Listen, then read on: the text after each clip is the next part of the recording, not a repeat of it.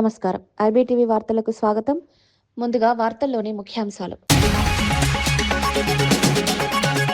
Harvard యూనివర్సిటీలో CM Revanth Reddy 3 రోజుల మిస్టరీకి తెరదించిన Harvard class.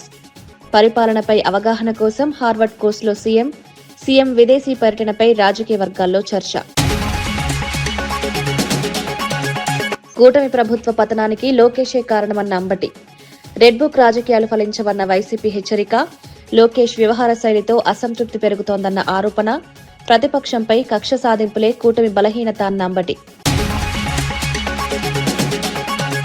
ఉద్యమంలో ఇన్నయ్య పాత్ర మరిచిపోలేనిదని కవిత. అన్యాయానికి ఎదిరించిన నేతగా ఇన్నయ్య ప్రశంసలు. తెలంగాణ ఉద్యమ స్ఫూర్తిని గుర్తు చేసిన కవిత వ్యాఖ్యలు. ప్రజల పక్షాన నిలిచిన ఇన్నయ్యను కొనియాడిన కవిత. దావోస్ వ్యాఖ్యలపై చంద్రబాబుపై వైసీపీ ఫైర్. ఉద్యోగాల సృష్టి ప్రకటనలు వాస్తవ దూరమన్న విమర్శ. జాతీయ మీడియాలో రాష్ట్ర పరువు తీస్తున్నారన్న ఆరోపణ. అతిశయోక్తులతో ప్రజల్లో అయోమయమన్న వైసీపీ. అమ్మ ఒడి అమలుపై వెల్లంపల్లి శ్రీనివాస్ ఫైర్. హామీలు అటకెక్కించారన్న మాజీ మంత్రి ఆరోపణ.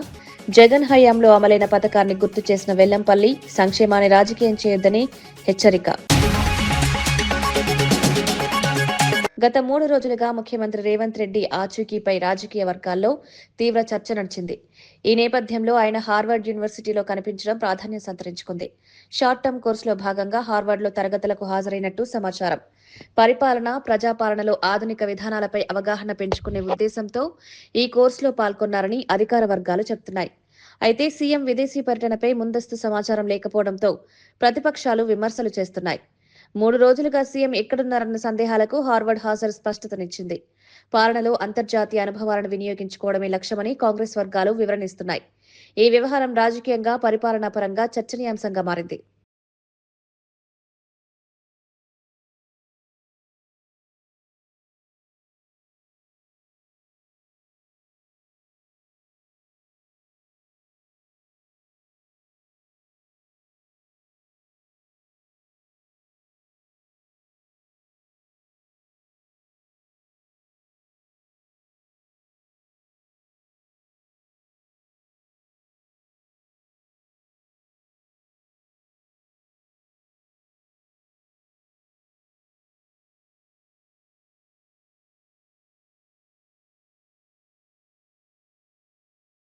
రాబోయే కాలంలో కూటమి ప్రభుత్వ పతనానికి నారా లోకేషే నాంది కాబోతున్నారని వైఎస్ఆర్సీపీ నేత అంబటి రాంబాబు వ్యాఖ్యానించారు. రెడ్ బుక్ రాజకీయాలతో ప్రజలను భయపెట్టే ప్రయత్నాలు ఫలించవని స్పష్టం చేశారు. లోకేష్ వ్యవహార శైలి వల్ల ప్రభుత్వంపై ప్రజల్లో అసంతృప్తి పెరుగుతోందన్నారు. రాష్ట్రంలో ప్రతిపక్షంపై కక్ష సాధింపులు పెరుగుతున్నాయని ఆరోపించారు. ఈ వ్యాఖ్యలు ఏపీ రాజకీయాల్లో వేడిని పెంచాయి. రాబోయే ఎన్నికల దృష్ట్యా ఇలాంటి విమర్శలు మరింత ఉధృతమయ్యే అవకాశం కనిపిస్తోంది. ఆ రెడ్ బుక్ రాసిన అడగాలి. నన్ను అడిగితే లాభం. అమ్మడు రాంబాబు పేరుందో లేదో ఉందంటున్నాడుగా.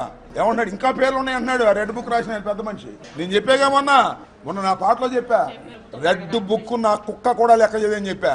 లోకేష్ అతనికి ఏం తెలుసు? అర్ధంతరంగా వచ్చాడు. సీఎం కొడుకు కాబట్టి పెత్తనం చేస్తున్నాడు. రాజకీయ అనుభవం ఉందా? చచ్చిందా? అతనే తెలుగుదేశం పతనానికి నాంది కాబోతున్నాడు రాబోయే కాలంలో. అది రెడ్ బుక్కి మా కుక్కలు కూడా భయపడవు. మళ్ళా చెప్తున్నా, నా పేరుందో లేదో చెప్పాల్సింది రెడ్ బుక్ రాసిన మొనగాడు చెప్పాలి. తిరుమల లడ్డూలో జంతు కొవ్వు కలిసిందంటూ తప్పుడు ప్రచారం చేశారంటూ డిప్యూటీ సీఎం పవన్ కళ్యాణ్ క్షమించాలని కోరుతూ వైసీపీ నేతలు దేవుని కడప వెంకటేశ్వర స్వామి ఆలయంలో పూజలు నిర్వహించారు.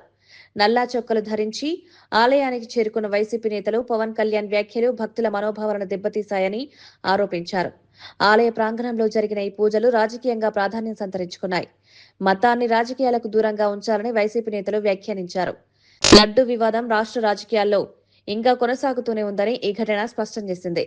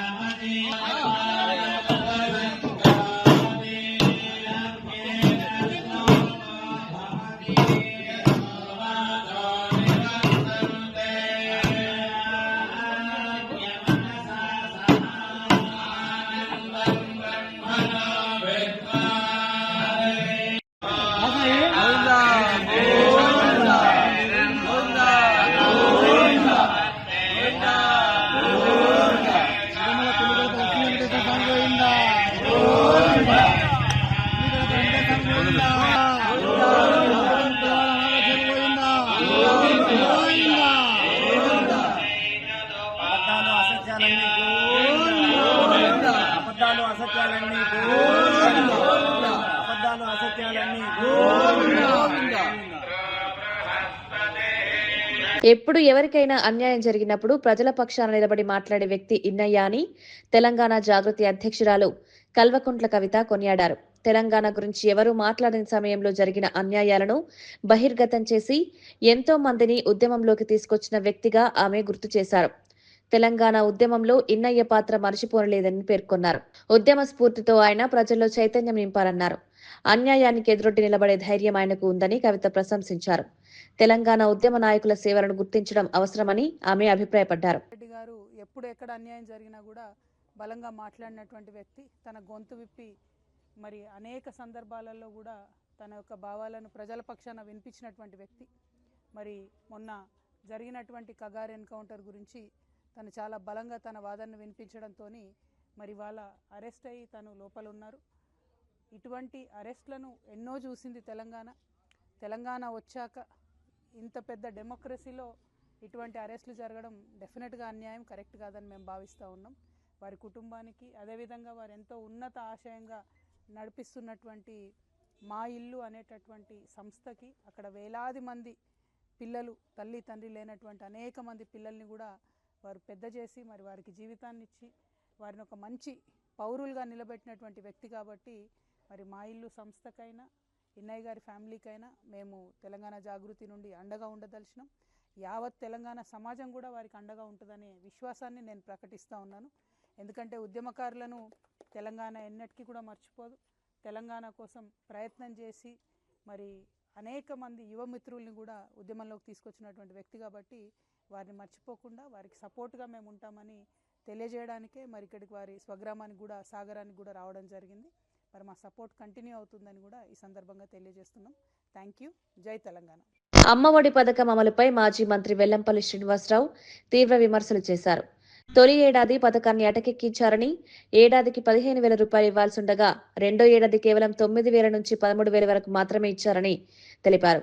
జగన్ ప్రభుత్వం 13,000 రూపాయలు ఇచ్చినప్పుడు నారా లోకేష్ ఎందుకు వంకరగా మాట్లాడుతున్నారని ప్రశ్నించారు. అమ్మఒడి పథకం పేద కుటుంబాలకు మేలు చేసిందని గుర్తు చేశారు. సంక్షేమ పథకాలను రాజకీయం చేయొద్దని ఆయన సూచించారు.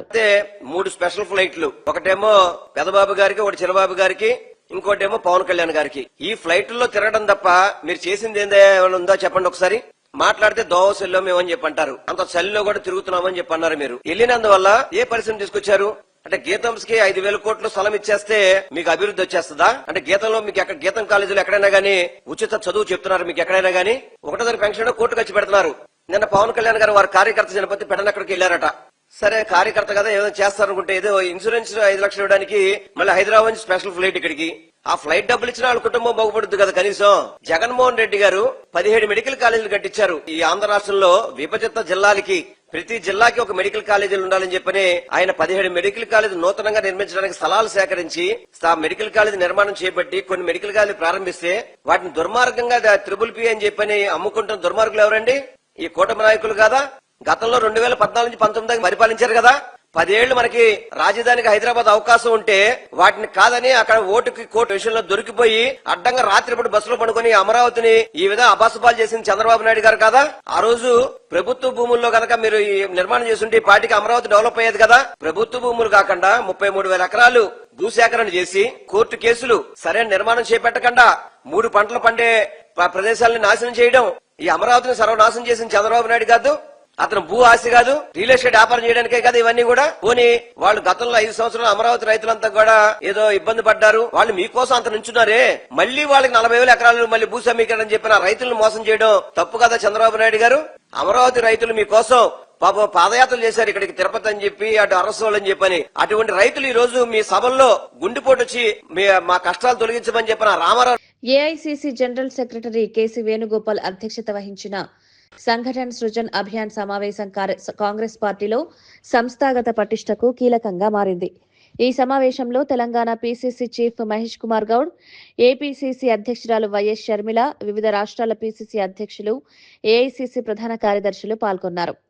జిల్లా నిర్మాణాన్ని బలోపేతం చేయడం, జిల్లా కాంగ్రెస్ కమిటీల పునర్వ్యవస్థీకరణ, కొత్తగా జిల్లా కమిటీల నియామకం, సర్పంచ్లు, వార్డు మెంబర్ల ఎన్నికలు, బూత్ లెవెల్ కమిటీల ఏర్పాటు వంటి అంశాలపై విస్తృతంగా చర్చ జరిగింది. రాబోయే ఎన్నికలను దృష్టిలో ఉంచుకొని కాంగ్రెస్ పార్టీ గ్రాస్ రూట్ స్థాయిలో పునర్వ్యవస్థీకరణకు శ్రీకారం చుట్టినట్లు నేతలు తెలిపారు. I've come here to attend an issue, discuss about the organized issues with KC Venugopalji. ఇవాళ సంస్థాగత వ్యవహారాల గురించి మాట్లాడటానికి పిసిసి అధ్యక్షులు మరియు ఏఎస్ ప్రధాన కార్యదర్శుల మీటింగ్ ఏర్పాటు చేయడం జరిగింది. ఆర్గనైజేషన్ కేసీ వేణుగోపాల్ సమక్షంలో సంస్థాగతంగా తెలంగాణలో జరుగుతున్నటువంటి నిర్మాణము, జిల్లా కాంగ్రెస్ కమిటీల కొత్తగా నియామకం, తర్వాత జిల్లా కమిటీలు, సర్పంచ్ల ఎన్నిక, వార్డు మెంబర్ల ఎన్నిక, బిఎల్ఎస్ నిర్మాణం, వీటన్నిటి గురించి వాళ్ళు చర్చిస్తాం. పూర్తిగా సంస్థాగతం పరమైన విషయాల్లోనే ఇవాళ మాట్లాడేందుకు అవకాశం ఉంది. దావోస్ పర్యటన సందర్భంగా చంద్రబాబు చేసిన వ్యాఖ్యలు జాతీయ మీడియా దృష్టిని ఆకర్షించడమే కాకుండా వివాదానికి దారితీశాయి. ఎన్డీటీవీ ఇంటర్వ్యూలో 18 నెలల్లో 23 లక్షల కోట్ల ఉద్యోగాలు సృష్టించామని చంద్రబాబు చెప్పడంపై వైసీపీ నేత బండి పుణ్యశీల తీవ్రంగా స్పందించారు. ఈ వ్యాఖ్యలు వాస్తవానికి దూరంగా ఉన్నాయని, రాష్ట్ర ముఖ్యమంత్రిగా కనీస అవగాహన లేకుండా మాట్లాడడం తగదని విమర్శించారు. జాతీయ మీడియాలో రాష్ట్ర పరువును తీసేలా మాట్లాడడం బాధ్యత రాహిత్యమని వైసీపీ నేతలు ఆరోపించారు.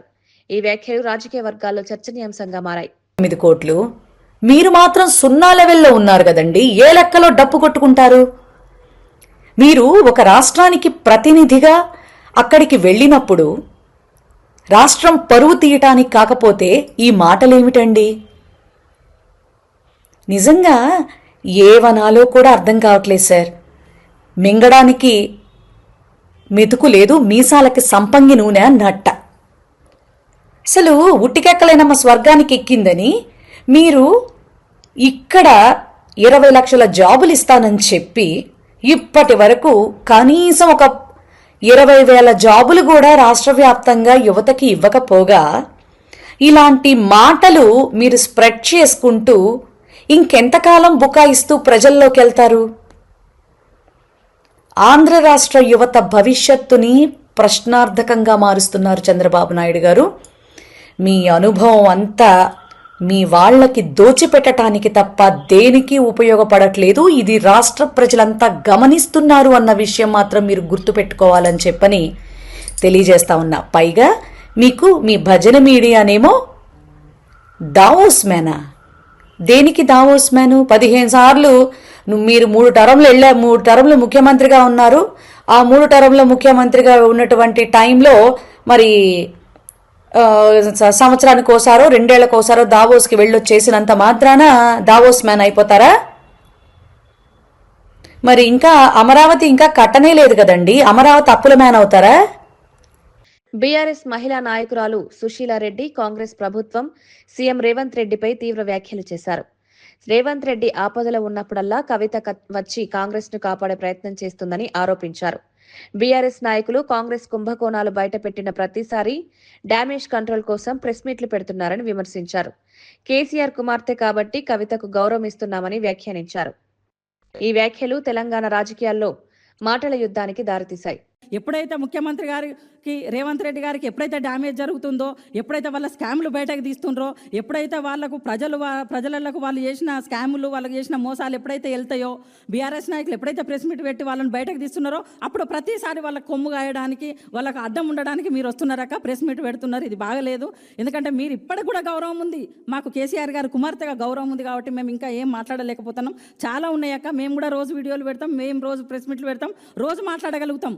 కాకపోతే ఓన్లీ కేసీఆర్ గారి కుమార్తెగా మీతో మేము పనిచేసినాం కాబట్టి, కలిసి పనిచేసినాం కాబట్టి కొంచెం గౌరవంగా ఇప్పటికి కూడా మేము కొన్నే మాట్లాడుతున్నాము. ఇప్పటికి కూడా మాట్లాడాలంటే చాలా ఉన్నాయి. కానీ ఇప్పటికైనా మీరు ప్రశ్నించబోయేది కూడా రేవంత్ రెడ్డిని. ఆయన ఏమైతే హామీలు ఇచ్చిండు, గ్యారంటీలు ఇచ్చిండు, స్కాములు జరుగుతున్నాయి, అవన్నీ ప్రశ్నించాల్సింది పోయి ప్రతిపక్షంలో ఉన్న ఇవాళ 4 కోట్ల మంది ప్రజల తరపున ప్రజలకు అండగా హైడ్రా కానీ, లగిచర్ల కానీ, పిల్లలకు, నిరుద్యోగులకు కానీ ప్రతి విషయంలో ప్రజలకు మొత్తం అడ్డంగా నిలబడి ఒక జనతా గ్యారేజ్ బీఆర్ఎస్లకు అడ్డంగా నిలబడి ఇయ్యాల వాళ్ళ తరపున ప్రజల తరపున పోరాటాలు చేసే ప్రజల నాయకులను పోరాటాల నాయకులను బీఆర్ఎస్ నాయకులను కాదక్క విమర్శించేది. మీరు ప్రభుత్వాన్ని ప్రశ్నించండి. మీరు పెట్టే మీ పార్టీ ఏం చేస్తుందో మీరు చెప్పండి. అంతేగాని ఎప్పుడు చూసినా కూడా ఎప్పుడు ఒక రేవంత్ రెడ్డికి ఎప్పుడు డ్యామేజ్ జరిగితే అప్పుడే వచ్చి ప్రెస్ మీట్ పెట్టడం కాదక్క మీరు మాట్లాడాల్సింది. బీఆర్ఎస్ కూటమి ప్రభుత్వం ఏర్పడి 19 నెలలు గడిచినా అభివృద్ధి కనిపించడం లేదని వైసీపీ నేత కాకాని గోవర్ధన్ రెడ్డి ఆరోపించారు. నిరుద్యోగులకు ఉద్యోగాలు కల్పించడంలో చంద్రబాబు ప్రభుత్వం విఫలమైందన్నారు.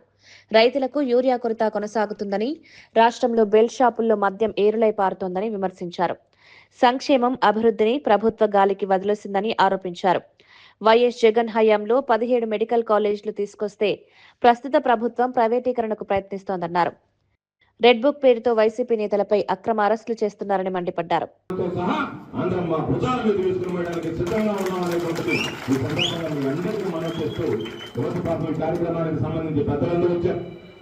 అయితే ఈరోజు మిమ్మల్ని అందరినీ కూడా కోరుకునేది రాజగోపాల్.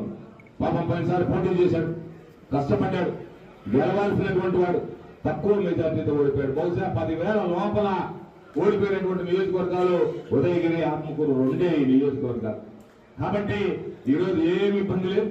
ఎవరిని అడిగినా సరే అందరూ చెప్పేటువంటి మాట ఉదయగిరి నియోజకవర్గంలో, అయ్యా రాజగోపాల్ రెడ్డి గారు ఇంట్లో ఉన్నా సరే ఎన్నికలు 2027లో జమిలీ ఎన్నికలు వస్తాయా, 2029లో వస్తాయా, ఏ రోజు ఎన్నికలు వచ్చినా సరే ఇక్కడ తెలుగుదేశం పార్టీ అనేటువంటి ఉదయగిరి నియోజకవర్గం మర్చిపోండి అనేటువంటి మాట మాట్లాడుతున్నటువంటి పరిస్థితి.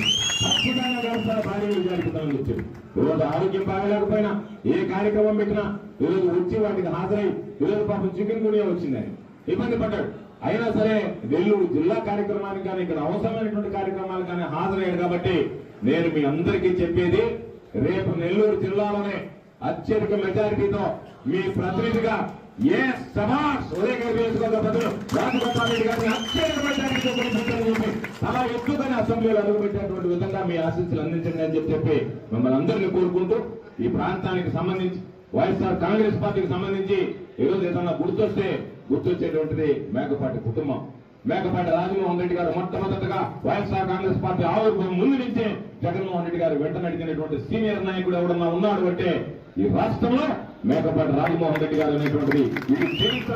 ఎన్ని రోజులైనా సరే ప్రజల హృదయాల్లో. రాబోయే సాధారణ ఎన్నికల్లో రాష్ట్రంలో అధికారమే లక్ష్యంగా పనిచేయాలని బీజేపీ సీనియర్ నేత, రాజ్యసభ సభ్యుడు లక్ష్మణ్ పిలుపునిచ్చారు. పార్టీ నేతలు, కార్యకర్తలు క్షేత్రస్థాయిలో ప్రజల మధ్య ఉండాలని సూచించారు. రాష్ట్రంలో కాంగ్రెస్, బీఆర్ఎస్ ప్రభుత్వాల వైఫల్యాలను ప్రజలకు వివరించాలని చెప్పారు. పార్టీ బలోపేతానికి ప్రతి కార్యకర్త బాధ్యతగా పనిచేయాలని కోరారు.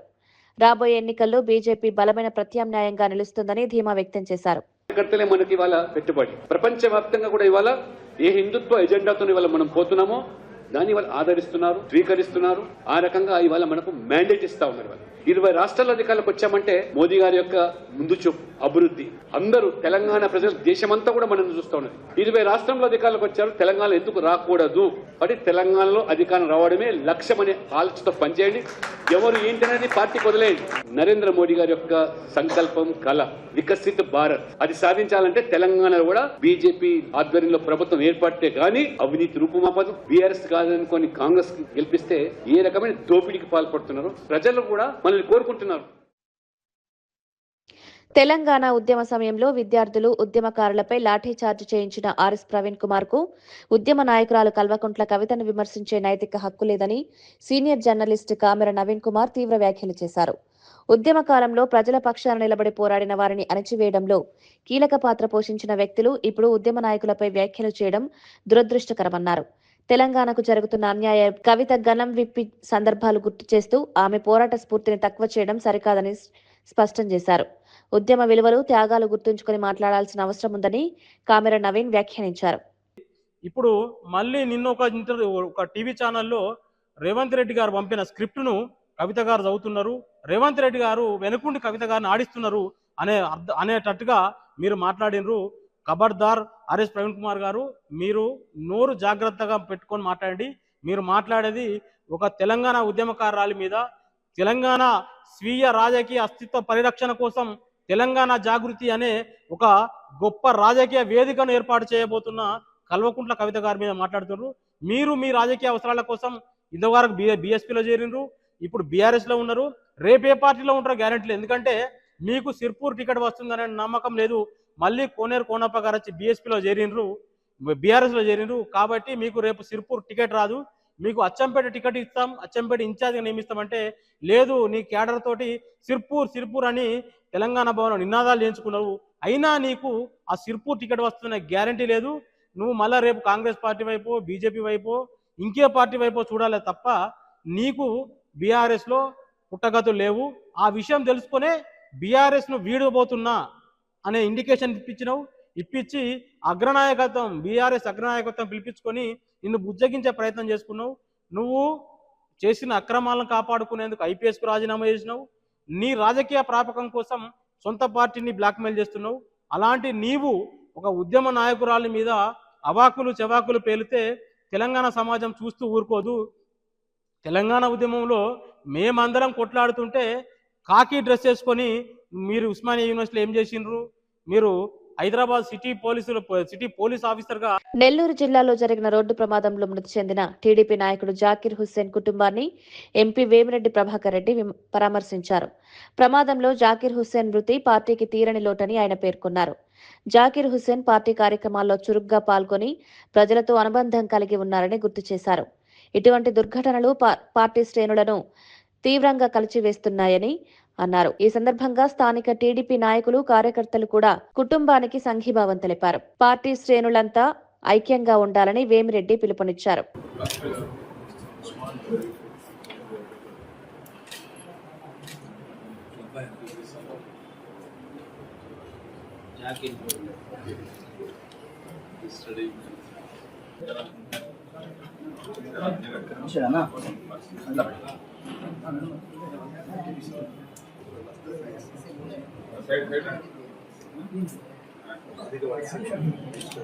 మంచి అన్న ఉండడం చాలా సంతోషం అనిపించింది ఈ దుఃఖంలో కూడా. ఎందుకంటే ముందు ఇంట్లో ఆ షెల్టర్ అనేది కలగాల మనిషికి. లేని లోటు ఎవరు తీర్చలేరు, మనం ఎవరు తీర్చలేము కూడా. అందులో ఇటువంటి వ్యక్తి మనతో, నాకు అతనితో సంబంధం ఉన్న రోజులు ఎలక్షన్లప్పుడు కానీ తర్వాత కానీ మనం ఏదన్నా కార్యక్రమానికి పోతుంటే ఆయన దగ్గర నేను గమనించింది, ఎప్పుడు కూడా అవతల మంచి కంఫర్టబుల్గా ఈ ప్రోగ్రాం నడిపించాలా మనం. అతను భుజాల మీద వేసుకొని ప్రతి ఒక్క కార్యక్రమం నేను పోయినవన్నీ కూడా అతను సొంతంగా భుజాల మీద వేసుకొని మోసేవాడు. అంటే ఇటువంటి వ్యక్తులు అరుదు. ఈ రోజుల్లో ఉండే వ్యక్తుల్లో ఇటువంటి వాళ్ళు చాలా అరుదు. భగవంతుడు ఎందుకు ఇటువంటి పరిస్థితి తీసుకొచ్చాడో నిజంగా కూడా అర్థం కాదు. కానీ మనలో లేని లోటు ఈరోజు మనందరం కూడా, నేనైతే చాలా బాధపడ్డా లోపల పరిస్థితి చూసి. వాళ్ళ అంత ఎడ్యుకేటెడ్ ఫ్యామిలీ, ప్రతి ఒక్కరు కూడా ఎడ్యుకేటెడ్. తిరుమల లడ్డూ కల్తీ వివాదంపై పవన్ కళ్యాణ్ చేసిన వ్యాఖ్యలను ఉద్దేశించి వైసీపీ నేత రాచమల్లు వ్యంగ్యంగా స్పందించారు. నుదిటిన బొట్టు, జుట్టుకు పిలక అంటూ పవన్ ను ఎద్దేవా చేస్తూ వ్యాఖ్యలు చేశారు. సిట్ నివేదిక, సుప్రీంకోర్టు తీర్పు ప్రకారం లడ్డూలో జంతు కొవ్వు లేదని తేలినప్పటికీ రాజకీయ లబ్ధి కోసం ఈ అంశాన్ని వాడుకున్నారని విమర్శించారు. ఇలాంటి వ్యాఖ్యలు మత విశ్వాసాలను దెబ్బతీసే ప్రయత్నం ఉందని పేర్కొన్నారు. తిరుమల వంటి పవిత్ర క్షేత్రంపై రాజకీయ ఆరోపణలు చేయడం బాధ్యత రాహిత్యమని రాచమల్లి వ్యాఖ్యానించారు. ఇటునే పోలే, లడ్డులో ఇది కలిపినారు, లేక వాళ్ళ ఇష్టానుసారం మాట్లాడాలా. వండి వార్చి ఈ రాష్ట్రంలో ఉండే, దేశంలో ఉన్న అందరికీ పుయ్యాల. ఇది చంద్రబాబు నాయుడే వచ్చి ఒక పల్లవి వాడిపోతాడు, ఈయనేమో పవన్ కళ్యాణ్ వచ్చి కోరస్ అందుకొని సనాతన ధర్మం అని చెప్పి ఈయన చేస్తాడు. ఈ విషపత్రికలేమో విషయాన్ని రాస్తాయి, రాసిన విషయాన్ని ప్రపంచమంతా వండి వార్చేవాళ్ళు వీళ్ళు భజన పరులు. అడిగైపోయా. ఇది రాష్ట్రంలో జరిగే తంతు. మళ్ళీ ఒక వారము 10 రోజులు గ్యాప్ ఇచ్చి మళ్ళీ ఇంకోటి ఎత్తుకోవాలా జగన్ మీద. ఇంకోటి ల్యాండ్ టైటిలింగ్ అనో, లేకుంటే 30,000 మంది ఆడపిల్లలు కనపడలేదనో, ఏదో ఒకటి ఇంకోటి ఎత్తుకోవాలా. ఎత్తుకొని మళ్ళీ అంతే సేమ్ ఇదే. మీ మనసులా కాదా అసలు? మీరు అసలు ప్రజలలో మీ పరిస్థితి ఏందని మీకు అర్థం చేసుకుంటున్నారా? ఇంత అపవిత్రమైన మాటలు మీరు మాట్లాడినారే, స్వామివారికి సంబంధించి ఇంత అన్యాయంగా మీరు మాట్లాడినారే. ఒక్క వ్యక్తిని టార్గెట్ చేసి, కేవలం జగన్మోహన్ రెడ్డి అనే ఒకే వ్యక్తిని టార్గెట్ చేసి రాజకీయంగా లబ్ధి పొందడం కోసం అత్యంత పవిత్రమైనటువంటి ఏడుకొండలవానికి సంబంధించినటువంటి లడ్డూ ప్రసాదానికి సంబంధించి అపచారానికి అపపవిత్రకు సంబంధించిన మాటలు మీరు మాట్లాడి భక్తుల యొక్క మనోభావాలను పూర్తిగా మీరు దెబ్బతీసే విధంగా ప్రవర్తించినారే. సుప్రీంకోర్టు జోక్యం చేసుకుంది. ప్రజలారా, ఒక నివేదిక లేదు, ఒక విచారణ జరగలేదు, ఏ ఆధారం లేకుండా, ఏ విచారణ లేకుండా, ఏ నివేదిక లేకుండా ఇట్లా మాట్లాడడం సరైన పద్ధతి కాదు. మీరందరూ దీని మీద మాట్లాడకుండా నిశ్శబ్దంగా ఉండండి. సిబిఐ చేత మేము విచారణ చేపిస్తామని చెప్పి సుప్రీంకోర్టు సిబిఐ చేత విచారణ చేయించింది. 2004లో ప్రారంభమైనటువంటి సుప్రీంకోర్టు ఆదేశాల మేరకు సిబిఐ విచారణ నిన్నటి దినం సిబిఐ విచారణ. విశాఖ ఉత్సవాల్లో భాగంగా రుషికొండ తీరంలో ఏర్పాటు చేసిన పారాగ్లైడింగ్ ప్రత్యేక ఆకర్షణగా నిలుస్తోంది. సముద్రం మీదుగా సాగుతున్న ఈ సాహస క్రీడను ఆస్వాదించేందుకు సందర్శకులు పెద్ద సంఖ్యలో తరలివస్తున్నారు. పర్యాటకులను ఆకర్షించే లక్ష్యంతో అధికారులు ప్రత్యేక ఏర్పాట్లు చేశారు. భద్రతా చర్యలు పక్కాగా ఉండేలా నిపుణుల పర్యవేక్షణలో గ్లైడింగ్ నిర్వహిస్తున్నారు. ఆకాశం నుంచి సముద్ర తీరాన్ని వీక్షించే అనుభూతి పర్యాటకులను ఉత్సాహపరుస్తోంది. స్థానిక యువతకు ఉపాధి అవకాశాలు కూడా పెరుగుతున్నాయని తెలిపారు. విశాఖను అడ్వెంటేజ్ టూరిజం హబ్ గా మార్చే దిశగా ఈ కార్యక్రమం కీలకంగా మారనుందని అధికారులు అభిప్రాయపడ్డారు.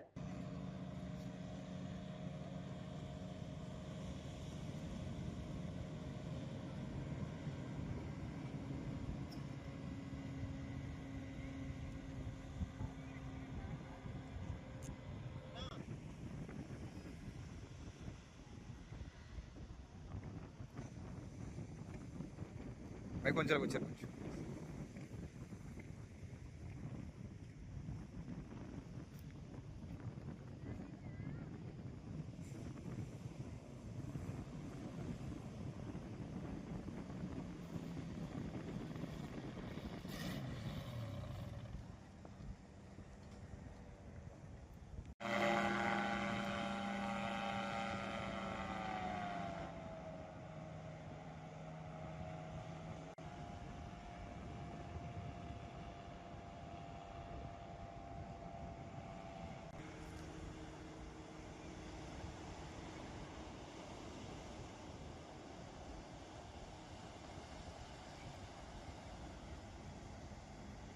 వార్తలు ముగించే ముందు ముఖ్యాంశాలు మరోసారి. హార్వర్డ్ యూనివర్సిటీలో సీఎం రేవంత్ రెడ్డి 3 రోజుల మిస్టరీకి తెరదించిన హార్వర్డ్ క్లాస్. పరిపాలనపై అవగాహన కోసం హార్వర్డ్ కోర్సులో సీఎం విదేశీ పర్యటనపై రాజకీయ వర్గాల్లో చర్చ. కూటమి ప్రభుత్వ పతనానికి లోకేషే కారణమన్న అంబటి. రెడ్ బుక్ రాజకీయాలు ఫలించవన్న వైసీపీ హెచ్చరిక. లోకేష్ వ్యవహార శైలితో అసంతృప్తి పెరుగుతోందన్న ఆరోపణ. ప్రతిపక్షంపై కక్ష సాధింపులే కూటమి బలహీనత అన్న అంబటి. ఉద్యమంలో ఇన్నయ్య పాత్ర మర్చిపోలేనిదని కవిత. అన్యాయానికి ఎదిరించిన నేతగా ఇన్నయ్య ప్రశంసలు. తెలంగాణ ఉద్యమ స్ఫూర్తిని గుర్తు చేసిన కవిత వ్యాఖ్యలు. ప్రజల పక్షాన నిలిచిన ఇన్నయ్యను కొనియాడిన కవిత. దావోస్ వ్యాఖ్యలపై చంద్రబాబుపై వైసీపీ ఫైర్. ఉద్యోగాల సృష్టి ప్రకటనలు వాస్తవ దూరమన్న విమర్శ. జాతీయ మీడియాలో రాష్ట్ర పరువు తీస్తున్నారన్న ఆరోపణ. అతిశయోక్తులతో ప్రజల్లో అయోమయమన్న వైసీపీ. అమ్మ ఒడి అమలుపై వెల్లంపల్లి శ్రీనివాస్ ఫైర్. హామీలు అటకెక్కించారన్న మాజీ మంత్రి ఆరోపణ. జగన్ హయాంలో అమలైన పథకాన్ని గుర్తు చేసిన వెల్లంపల్లి సంక్షేమాన్ని రాజకీయం చేయొద్దని హెచ్చరిక. ఇవి ఈనాటి వార్తా విశేషాలు. మరో బులెటిన్లో మళ్ళీ కలుద్దాం. నమస్కారం.